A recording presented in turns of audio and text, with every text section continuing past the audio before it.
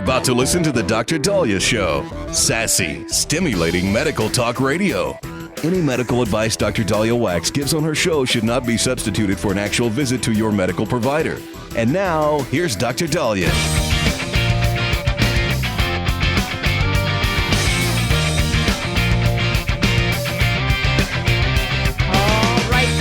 We are back on the Dr. Daliah Show. Thank you all for tuning in. 1-877-DOC-DALI, 1-877-DOC-DALI. Well, we can't begin without acknowledging one of the biggest Supreme Court decisions that came through today in terms of presidential immunity during official acts versus unofficial acts. And the Trump campaign received a huge reprieve as it pertained to immunity, as the Supreme Court ruled in a 6-3 decision that the president does have substantial immunity from prosecution for official acts committed while in office, but not for unofficial acts, which is kind of a common sense ruling. I'm a little surprised that it was a 6-3 decision. You know, the Constitution provides protection while you're in office for official acts. Unofficial presidential acts, not immune. That's kind of been something that we've all understood the Constitution to read, but it was split.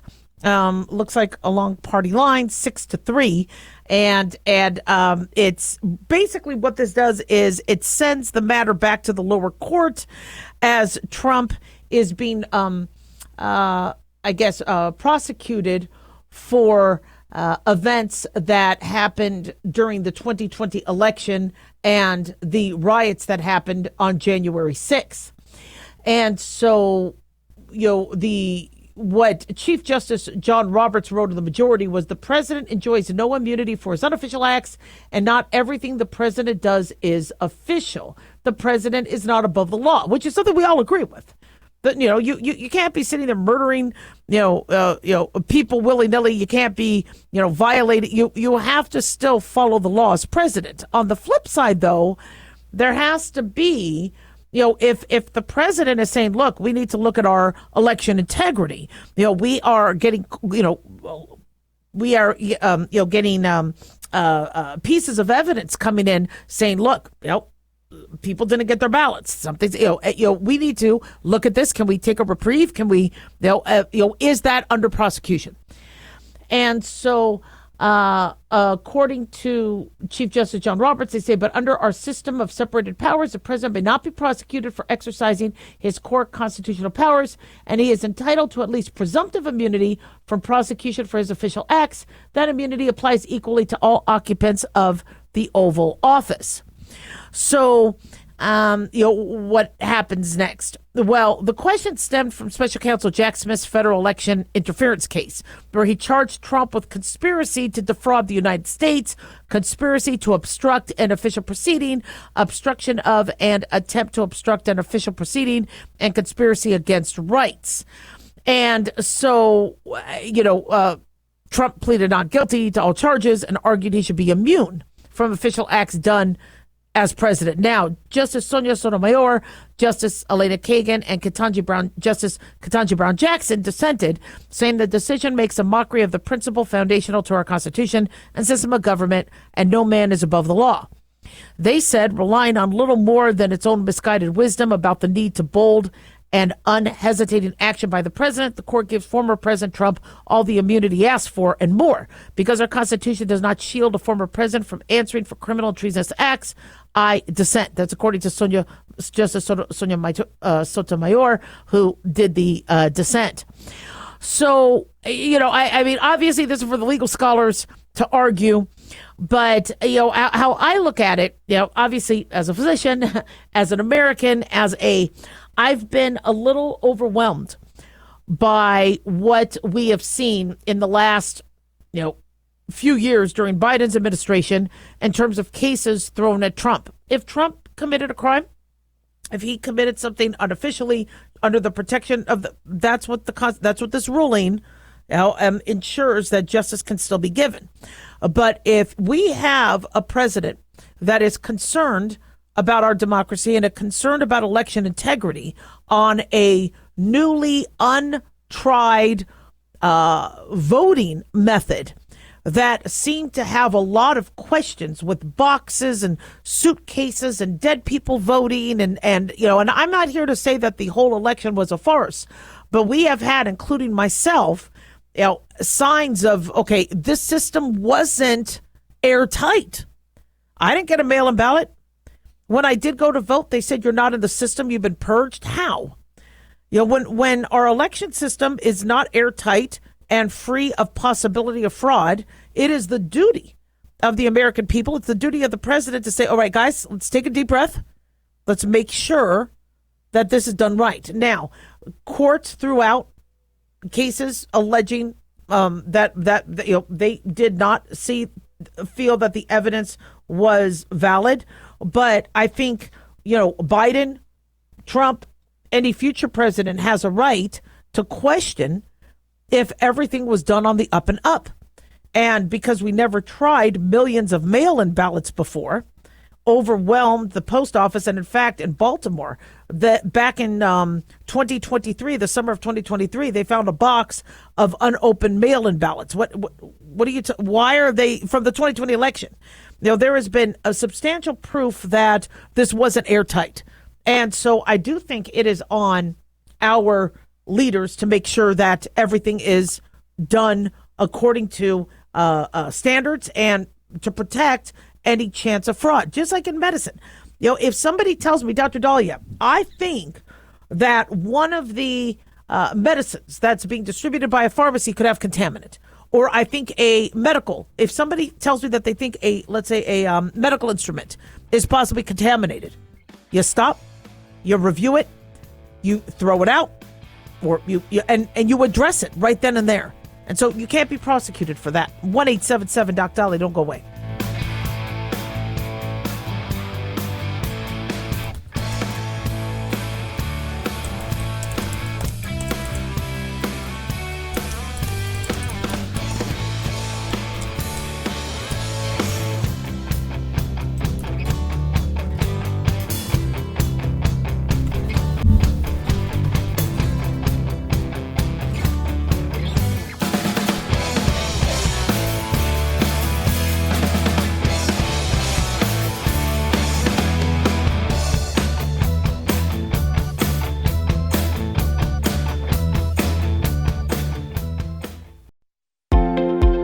Considered by most, optimized curcumin is one of the few bioavailable and highly absorbable curcumin products on the market. Hi, I'm Dr. Mitch. Since most chronic diseases have inflammation, our optimized curcumin seems to be a perfect addition to any nutritional program. It makes sense to me that preventing or reducing inflammation is a key component to our overall health. The Mayo Clinic found that curcumin can decrease swelling and inflammation, has antioxidant properties, and research suggests that curcumin can prevent cancer, or at least slow the spread of cancer, and in many instances make chemotherapy more effective. It protects our healthy cells even from radiation. TotalWellness.com, where we help you to look good, feel good, and enjoy total wellness. Self-reliance. It's not a phrase we hear much in our culture these days. It might conjure up images of pioneers, the West, rifles, strapping men, and strong women. But what does it mean for us in today's world? The New American Magazine has just released its latest collector's edition, Self-Reliance, Foundation of Freedom. In it, the New American authors outline the necessity of self-reliance for a free people, tips for self-reliant living, and the importance of not giving up hope. This unique edition includes articles on the self-sufficiency of the founders, preparing for a worst-case scenario, firearms, financial self-reliance, the importance of community, and many other topics by expert writers. Now, for a limited time, the New American is offering a bundle of 3 collector's editions, Self-Reliance, The Great Reset, and Trump World, for just $19.95. Available at shopjbs.org. Visit shopjbs.org today.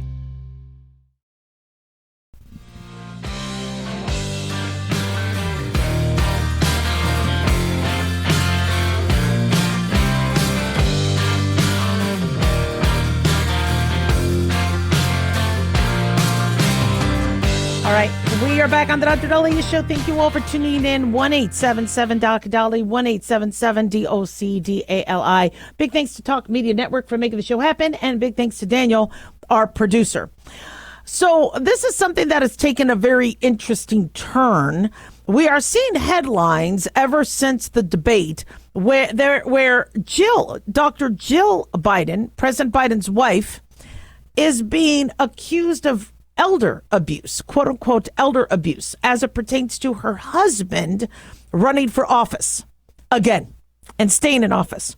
Not a good look. I'm telling you, the foreign leaders are looking at this as one of the biggest jokes, just what's been happening. But is Jill Biden, the wife, committing quote unquote elder abuse? I'm not a big fan of that whole narrative. Now, I am of the belief that President Joe Biden is not the one running the show. I wouldn't be surprised if Jill or somebody else is, helping orchestrate things. But it's kind of insulting, and it's definitely insulting to women, right?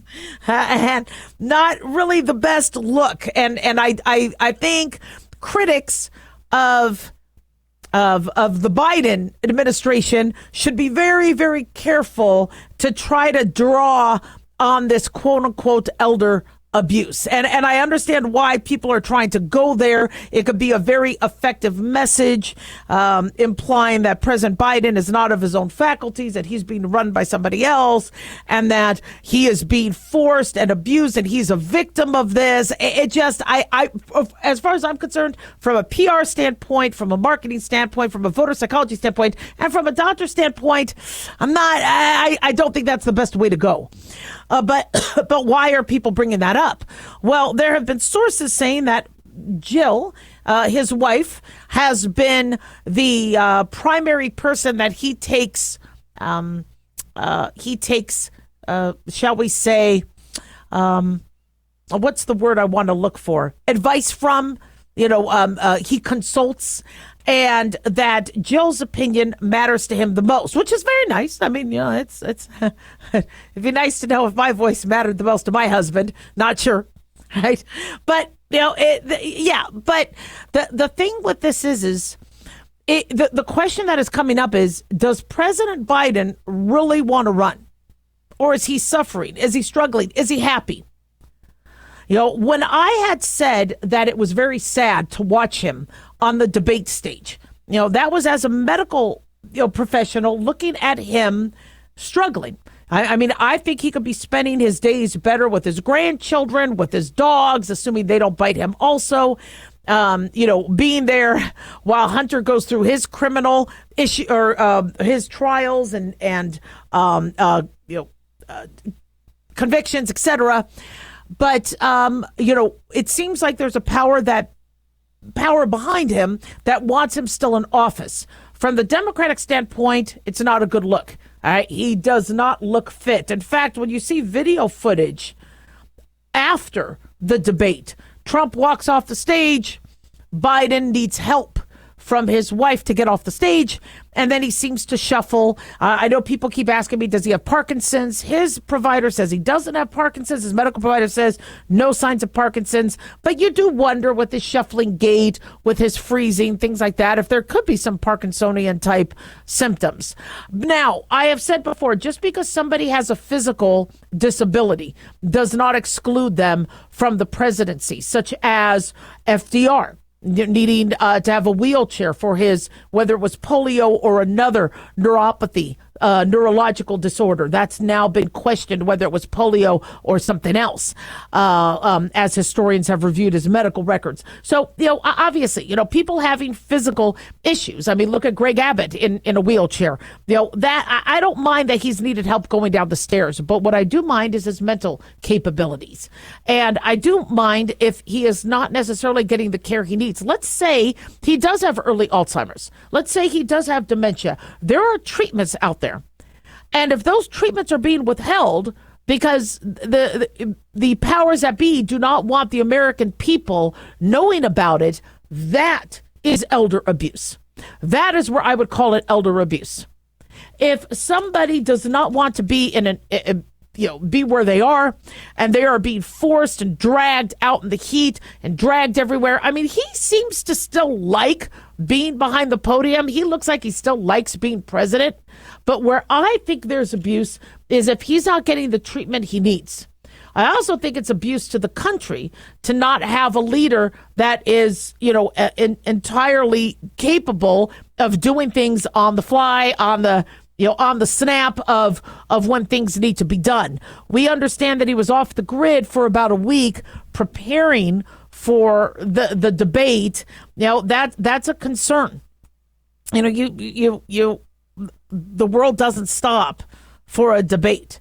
And in fact, when you do debate, one of the reasons why a debate exists is you don't prepare necessarily for a debate. It's, why did you do this? Why are your policies better than mine? Well, because you believe in it. When you debate somebody, it needs to be off the cuff. It needs to be on the fly. But there was preparation, which also leads to questions. So Jill, the wife, being the focus now of the criticism, I don't think it's a good look. I think people need to back off a little bit. I understand that, and I've always said I think she has a much more powerful role, but I wouldn't say it's elder abuse. Where I would use that term is if he's not getting the care he needs. And we're in a very perilous time right now. This is not good for America. I would rather Biden be well and the commander-in-chief we need him to be, and telling these other foreign leaders who are just licking at the chops to take advantage of the situation. I would rather he be resound, robust, telling everybody to back the hell off. I got this. And that's what I want. That's what I want in our president. I don't care if they're Democrat, Republican. I want a president who does the right things. But when you see what is a sign of a job not being done? Well, one, lack of security. If borders is a huge part and that being, completely neglected, other signs of neglect, making poor decisions or being absent. Those are concerns. And I think we've had very honest conversations about what, our country needs and what needs to be done. Unfortunately, Biden's camp is saying, nope, we're going to double down and we're going to do this for another 4 years. Many Americans are not comfortable with that. They have the ability to vote. As long as the election is fair and square, they will vote him out if that's what America wants. If America wants him, they'll vote him in. But, I've been under the impression, I think we all have, that somebody else is running the show. When he's up there speaking to reporters and he says, I have to see if they let me, or I'm not allowed to talk to you, or I'm not allowed to take questions. You're the commander-in-chief. If you want to eat an ice cream sundae in the middle of a press conference, you can do it. I get that PR people, can be all up in your retroperitoneum, but you being commander-in-chief, if you want to tell your PR person, lay off, I want to have a hot fudge sundae while I'm speaking to reporters, you can do that. If you want to straighten your tie, if you want to sit down, you're the commander-in-chief. You get to do whatever you want. So for him to say, I'm not allowed, who are you worried about? Who are you afraid of? Who is telling you you're not allowed? That's not a good look. And so I told you, the Democrats don't have a lot of options right now. And, when we had said, are you sure you want Biden on the ticket? This could be a problem 4 years from now. It could be a problem 4 months from now. And they said, no. He was Obama's vice president. Obama was one of the most popular Democratic presidents, next to Bill Clinton, next to JFK. This is where we're going to go with this. We knew that was going to be an issue as the American people. And so here they are going, do we double down? Do we get rid of him? Do we put in Newsom, Michelle Obama, Hillary Clinton? My prediction was he's not going to want to leave on a sad note. He's not going to want to leave with people saying he's pooping in his pants and all this other stuff. He put in a very long career, multiple decades. He's going to want to leave with the respect that a person with that many years of public office deserves. So he's going to probably do something like, progressive and probably put put Kamala Harris into I know you guys, I know you guys are panicking. I'm not saying I want this to happen, but I would see his final move in presidency saying, look, I'm going to give you the first female president. I get the credit for this. It's all me. I'm stepping down. Here's your first female president. So now when the history books close the chapter on Joe Biden, this is what they see. Because I don't think he's going to go down with his head between his legs. I don't think he's going to say, okay, let's let Newsom take over. I don't think he's going to do that. And so I think they're trying to figure out ways to exit stage left as gracefully as possible. But as a physician, I am very, very concerned for his health. I want him to get the treatment. If they're withholding treatment, that's abuse. 1-877-Doc-Dolly. Don't go away.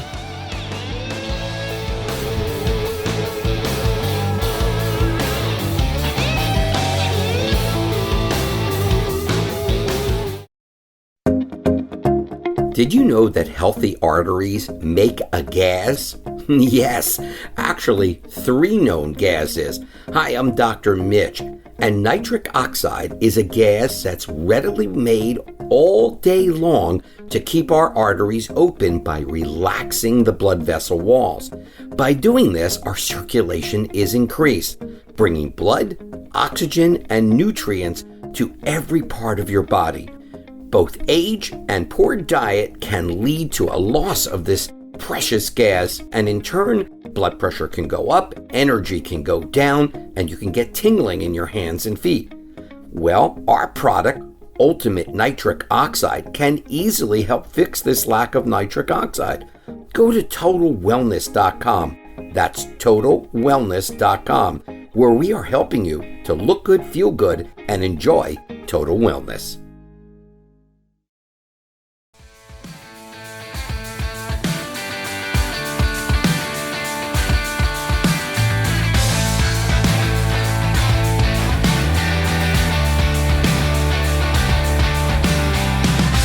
All right, we are back on the Dr. Daliah Show. Thank you all for tuning in. 1-877-Doc-Dolly, 1-877-DOC-DALI. So one of my listeners is asking for a medical excuse to get on an airplane sooner.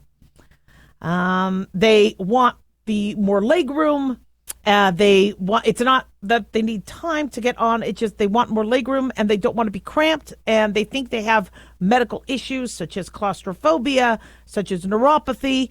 And what are the medical rules? So it's interesting. I don't know the medical necessarily how the FAA breaks that down. From what I'm understanding is it's very generalized.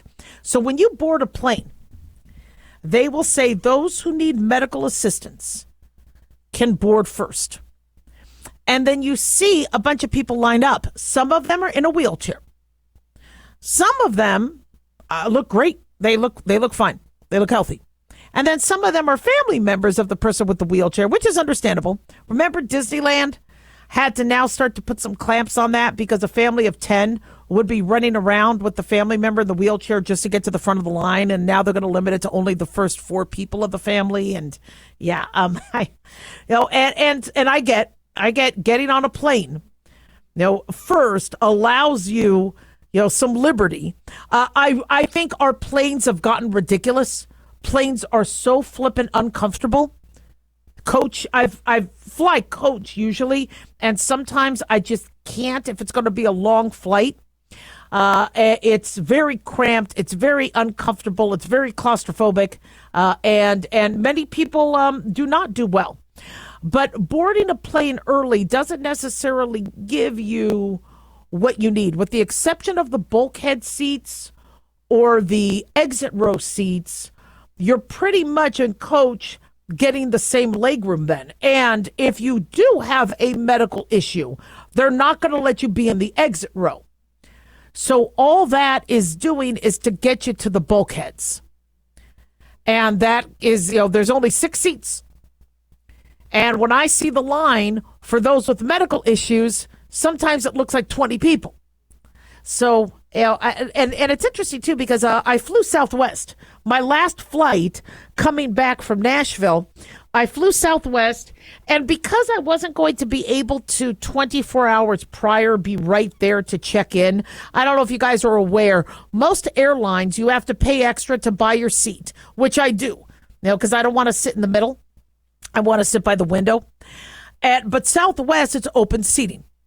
So you get to board at a certain time. Based on your check-in time is your boarding pass number. So what most people do is they sit there 23 hours and 59 minutes getting ready to log in to click the button, check in. So the second it's the 24-hour mark, they could then check in, because you can't check in prior to 24 hours or before or over 24 hours of your flight. And then you get your boarding pass. And most of the time when I do that, I'm B or C gate. Well, because we weren't going to be up at 5 a.m. or whenever it was going to be, I paid a little extra to get the automatic check-in so I could be in the A rows. And I looked at the person who was A number 1. And you saw that person, A number 1, all excited because he paid even more for that A number 1 seat. Meaning he could be the first one on the plane and get the bulkhead seat, which he probably wanted. And I even made a joke going, it looks like it's a race to the bulkheads. And he looked at me and he goes, yeah. And that's as the line was starting to widen of the pre-boarding, those with medical issues, and many people looking pretty healthy. So when you hear somebody say it might not be worth paying for that extra pre-board because it doesn't guarantee you bulkhead on Southwest, that's why. I fully support anybody with a medical issue being able to board first. I think the flight attendants need some time. They need to be situated. They don't need to have people behind them going, hurry up, move, come on. They don't need that. I like the idea of them having that boarding. But do I think people take advantage? Yes, they do. Absolutely. And I'm very upset that people feel the need to take advantage because the seating is so damn uncomfortable. Well, there's an interesting study here looking at which airlines have the most legroom and which is the most cramped. So upgradedpoints.com looked at the numbers.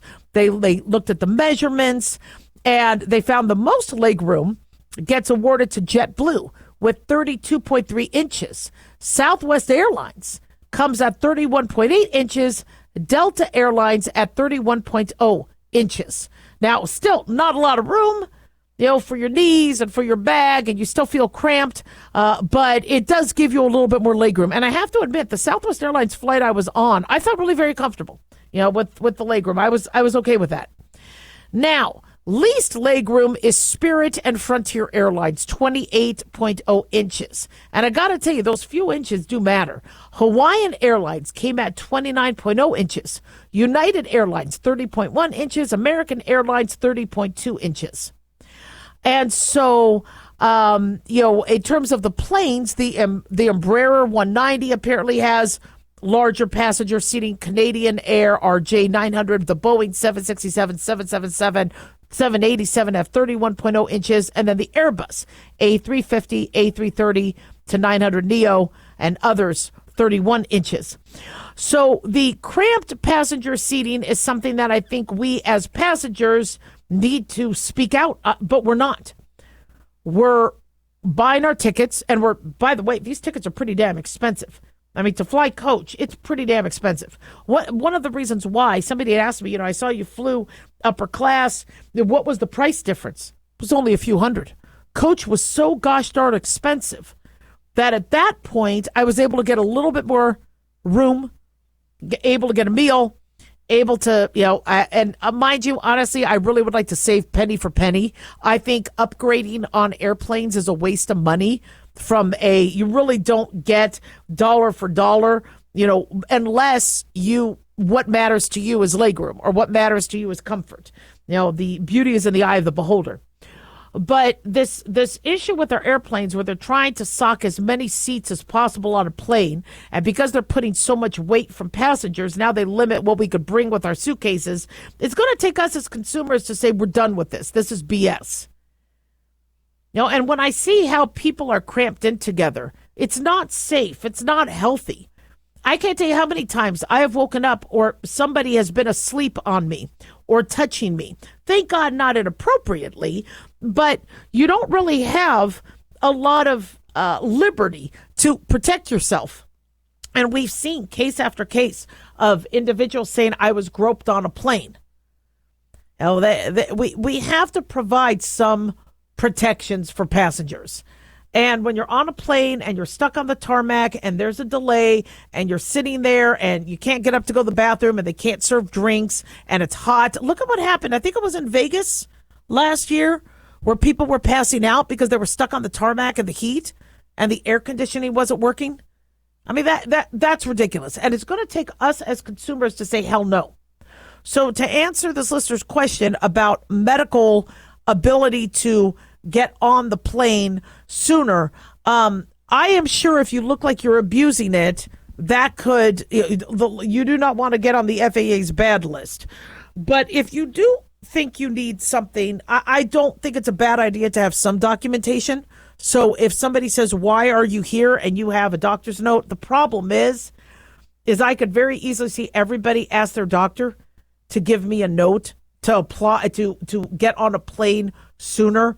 And that's going to just completely, I mean, I've seen lines where a third of the plane is already full. And at that point, then airlines are going, you wake up the sleeping giant, and then the airlines is going to say, okay, what the heck is going on here? But if you really do have a medical issue, where you need more room or you need to, be able to, I don't know, spread out or that all it really does is allow you to get on the plane first. And it doesn't necessarily mean you're going to be able to get, the seats that you want. 1-877 Doc Daliah. Don't go away.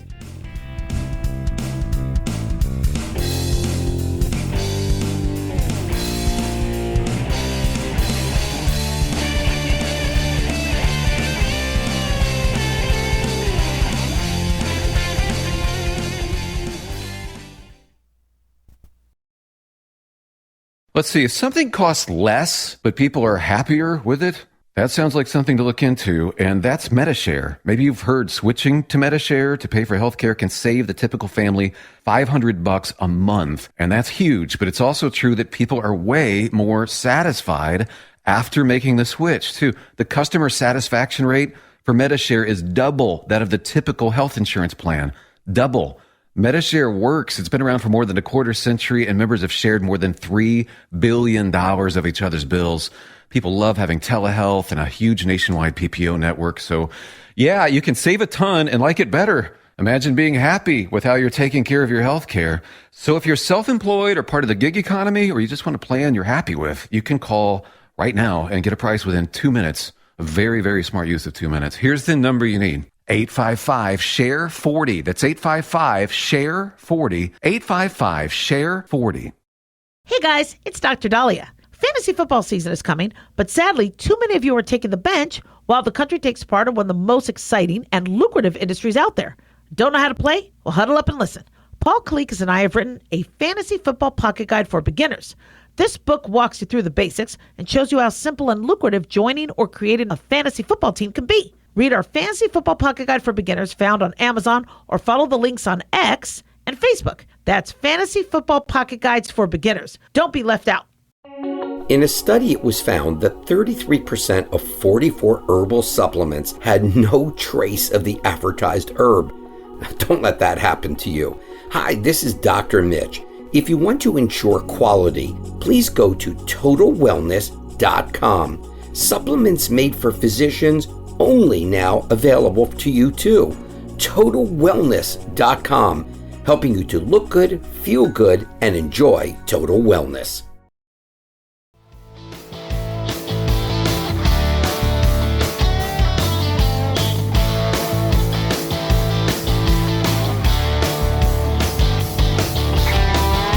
All right, we are back on the Dr. Daliah Show. Thank you all for tuning in. 1-877-DOC-DALI, 1-877-DOC-DALI.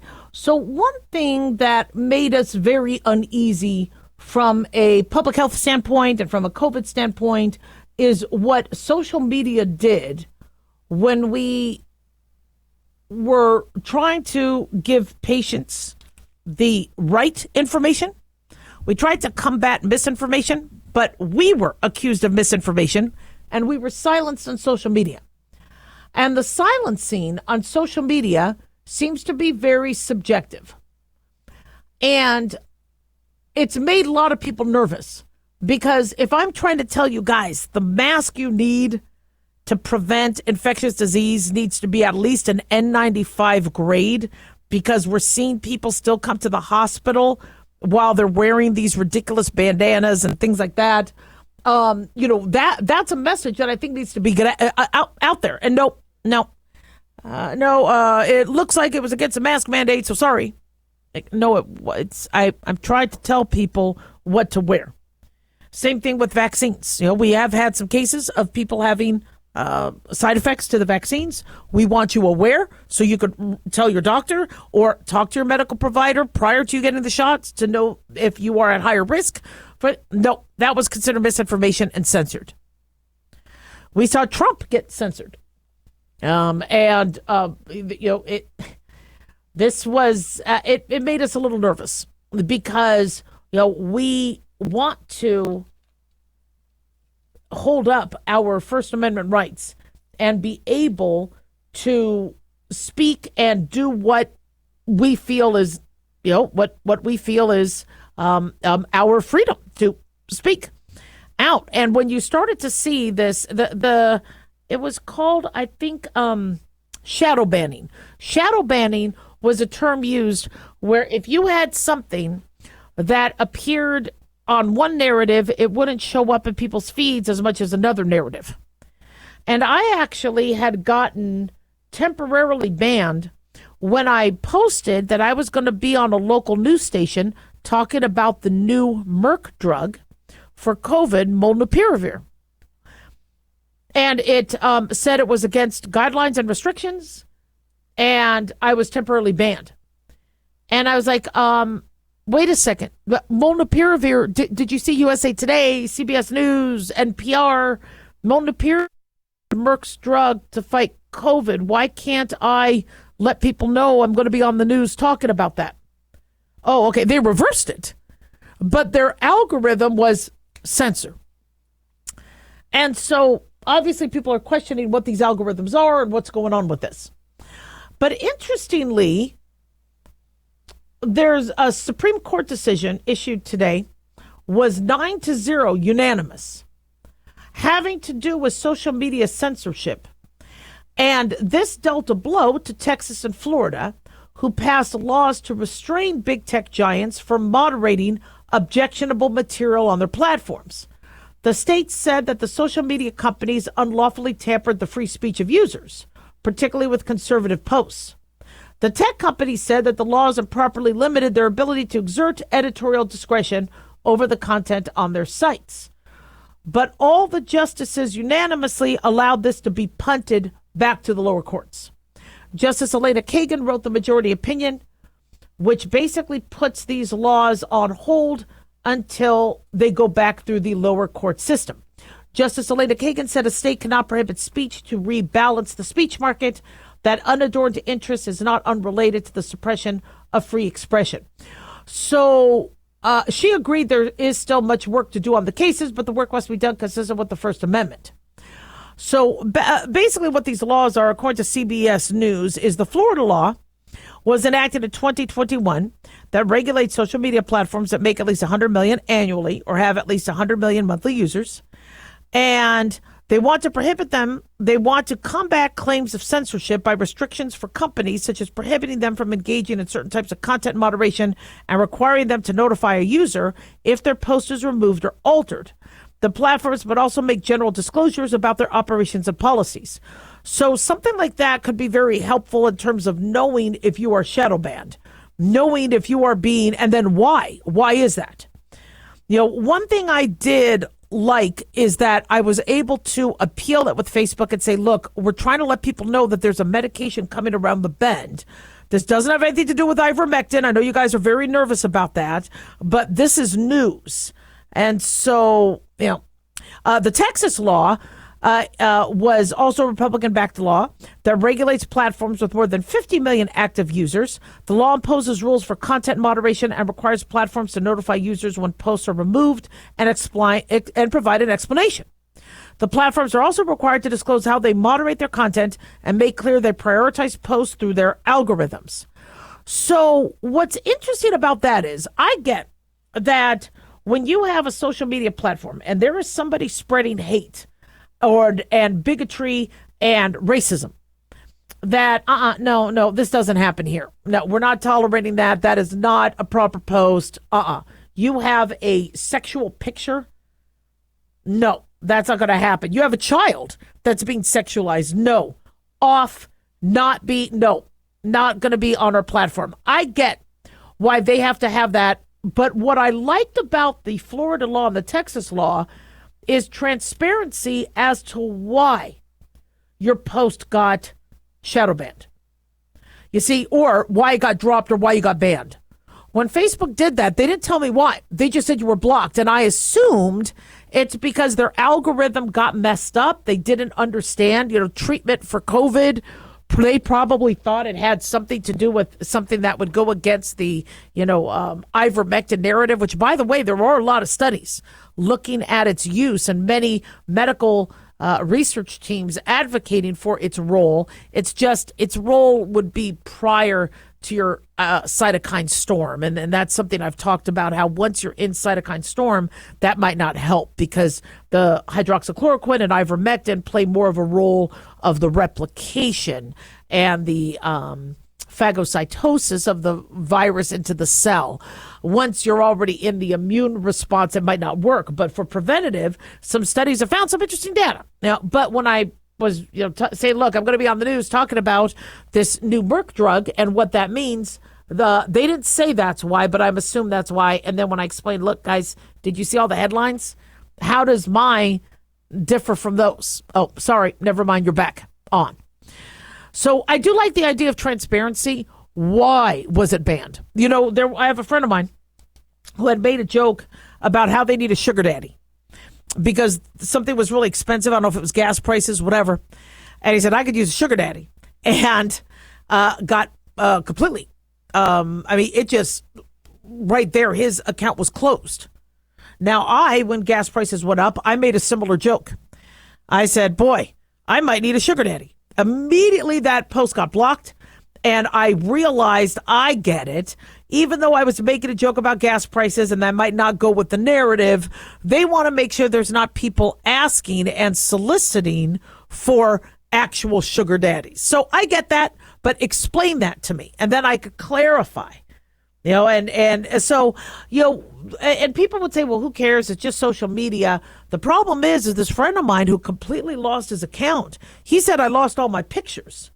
I lost everything. There were notes that people wrote. People are using their social media as troves of, diary logging and journal logging and experiences. And you should always have a backup, but completely gone. And he couldn't appeal to get it back. And so that's kind of frightening. And it's actually frightening, all the weight we give these social media platforms. We really are relying on them way too much. Way too much. Now, I get it. It's a lot easier to talk to my family on social media. I don't have to be on the phone for 2 hours. I could just show my mom the picture. Problem solved. Lickety split. 1-877 Doc Daliah. Don't go away.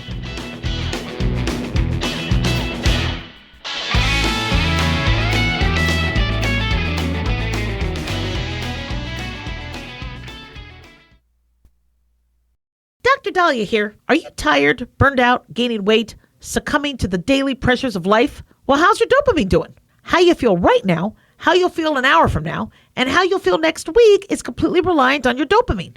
Our daily motivation and willingness to push through challenges depends on the intricate chemical process dopamine provides. Christian Kalikas and I created Deploying Dopamine, a book that tells you what dopamine is, when it dysfunctions, and how to successfully deploy it when needed. Find Deploying Dopamine on Amazon today. Check it out.